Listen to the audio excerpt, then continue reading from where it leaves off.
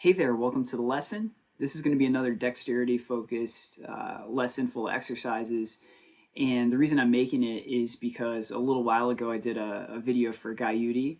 And as I was prepping for that and, doing a ton of practice for it, there was one part in the song that just consistently really gave me a hard time.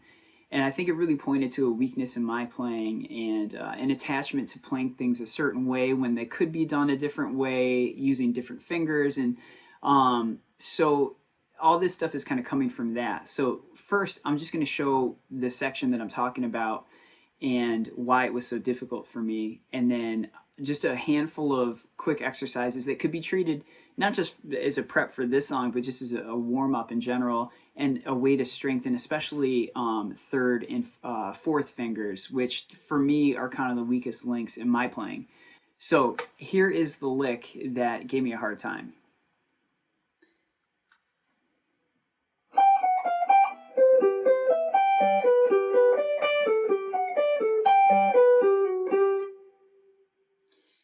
Now, right out of the gate, one thing that I really had to work on was the first little bit of this lick. Doing that just felt like as simple as that is, playing that really fast was kind of tough for me because I was just so expecting it to go down there like it does in the rest of the song. And so one thing you can do with strengthening the fingers for that kind of a lick is hold down the first finger and think of this as triplets. We're going to go 1, 2, 3, 1, 2, 3, 1, 2, 3, 1, 2, 3, 1, 2, 3, 1, 2, 3, 1, 2, 3, 1, 2, 3, 1, 2, 3, 1, 2, 3, 1, 2, 3, 1, 2, 3.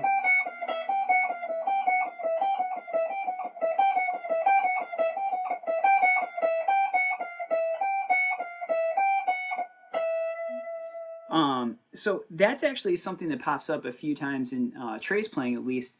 He does that kind of thing in David Bowie with that really fast descending shredding lick that leads into the key change. It's triplets in groupings of 4, which produce some really cool patterns. Now moving on from there, I'm just going to continue on. We go C, G, and this D sus, back to G. One more time.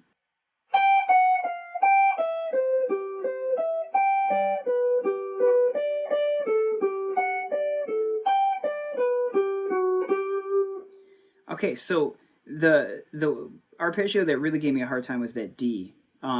It sounds like he's going.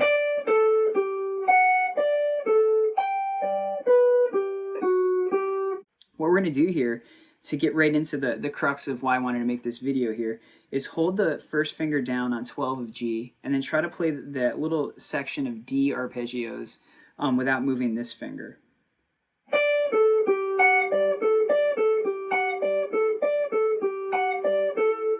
So holding that down, we go. And then here. Now that little, you can see it's kind of like a D major shape.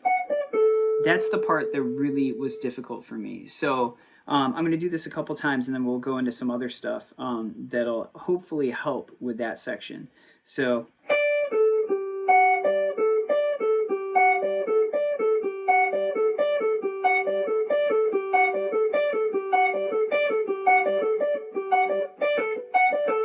it gets a little sloppy as I try to play it faster. It's just so hard to get the third and fourth finger to move quickly. So let's see if we can dig into that a little bit. So now what I'm going to do here is just hold down all 4 fingers on the 12th fret of B, 13, 14, and 15 like that. Now each finger is going to get a turn making the arpeggio or making the movement in the arpeggio. The other 3 or whatever fingers are left will stay put. So it's really like only one finger doing the work at a time. So now the first finger is going to jump up to G, down to E, back and forth. And in fact, this could be just a really good practice is to jump back and forth like that. Then send that one to the B string. The next finger takes over doing the same thing. That one jumps back to the B string as this one takes over.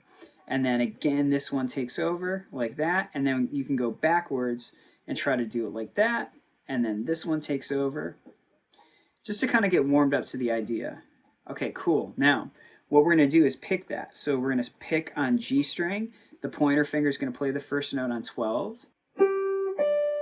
I'll do 2 per finger.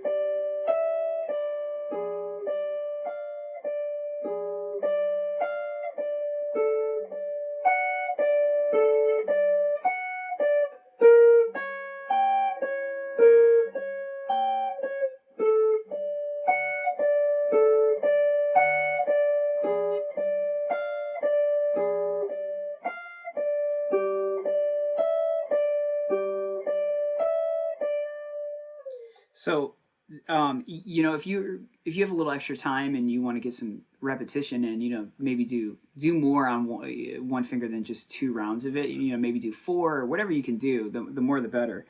We're gonna go the opposite way right now just to save some time and go 1 each and get it flowing a little bit.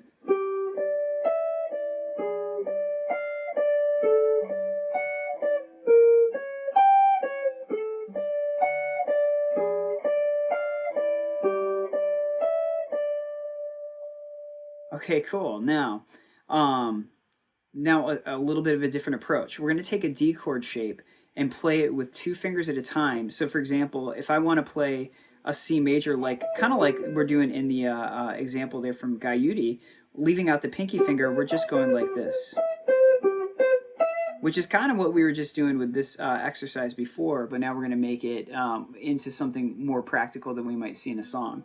So we're going to go 12th fret of G, 13th fret of B, then the pointer jumps down to 12 of E.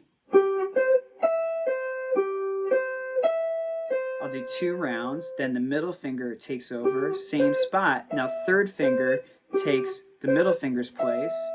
Now 3rd finger goes to where the middle finger was, so it just keeps shifting.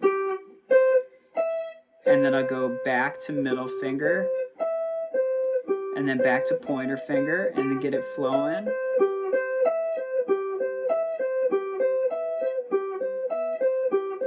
Then back. Now I'll do 1 each.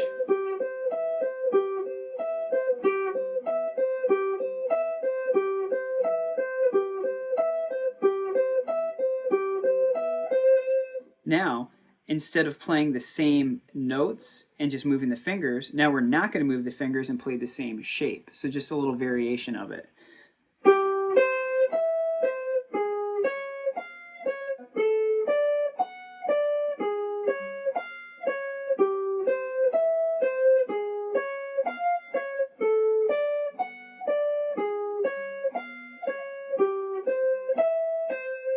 And so the idea here is that we get all the fingers comfortable with playing certain shapes that we might run into. So hopefully we don't have a preference on only playing it with certain fingers. So we can, really get out of our comfort zone. Or at least this is just me. I'm not good at doing those kind of shapes with these fingers. So what we're going to do now is add on to what we just did, but now we're going to flip it around at the end and do a D7 shape, and I'll kind of explain that as we go. So we start out here with the D shape again.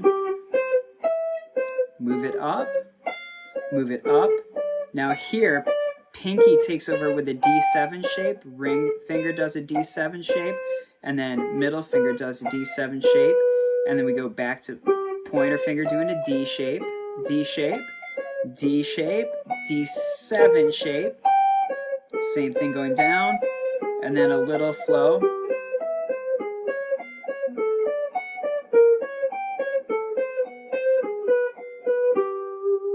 Now, let's do the same thing like we did earlier where we don't move the hand and shift the fingers as we go. So we're going to go.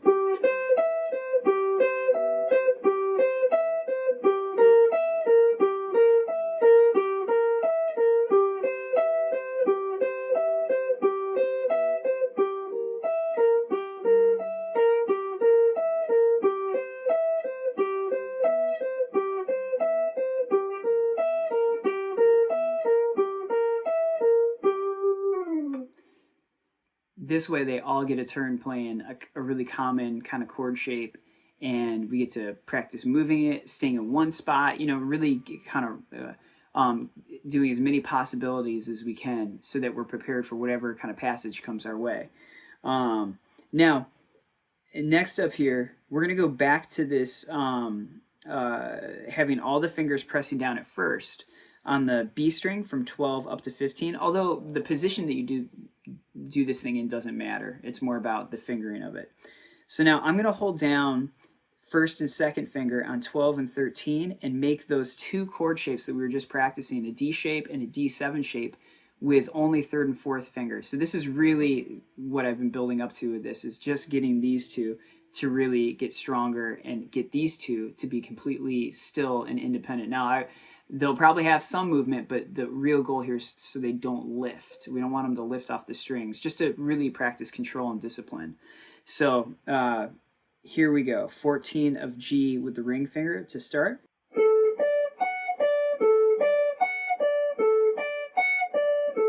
Now D7 shape. Now back to D shape. Now D7 shape.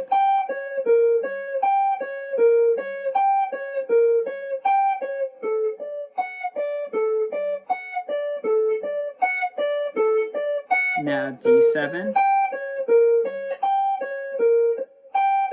Back to D, one more round.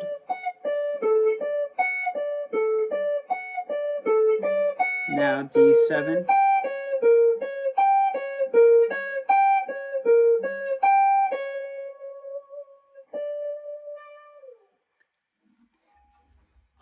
Now for me, that's really, really, really difficult.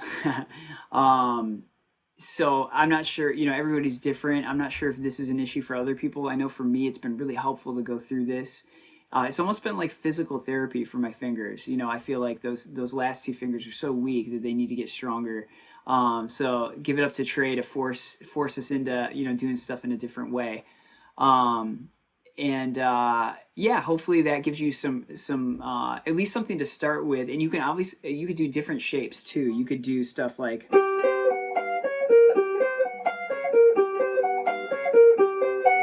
or you could do all kinds of little shapes in here to get the fingers moving and do things in different ways. The main point is to be comfortable with any fingering that the situation calls for. So cool. I hope that helps, and I'll see you guys soon. Thanks.